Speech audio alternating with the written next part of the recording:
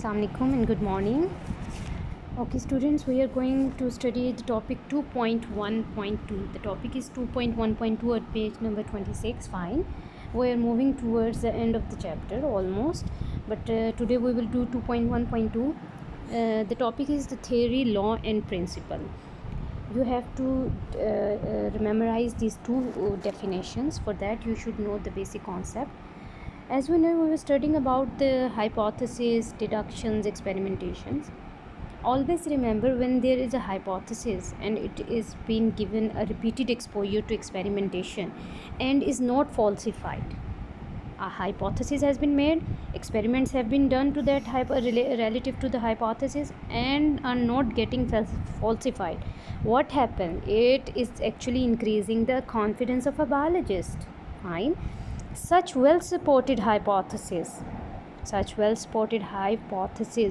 is further formulate new hypotheses, and many experiments can done on that.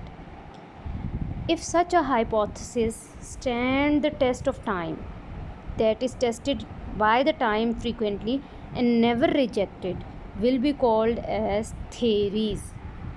Fine.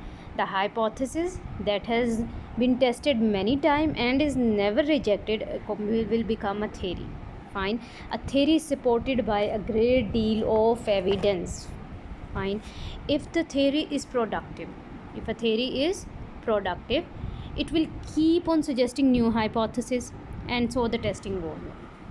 But many biologists take it as a challenge and they thought to do some efforts and experiment to disprove the theory.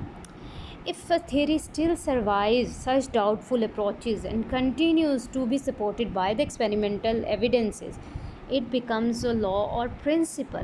Now, what is law or principle? A scientific law is a uniform or constant fact of nature. It is then become an irrefutable theory that cannot be changed at any cost. No biologist can do experiment, or no biologist can reject it. Fine. It has become law or principle after so many testings. Fine. Examples of biological laws or principle we study in the biology. They are Hardy-Weinberg law, Mendel's law of inheritance. Fine. Look at the diagram below. As you can see, it is a flow chart for the biological method we have studied in the previous topic. Biological problem. Starting from the first step, biological problem. A biological problem has arises. First step would be the observation. For observation, what we use our 5 senses. Fine.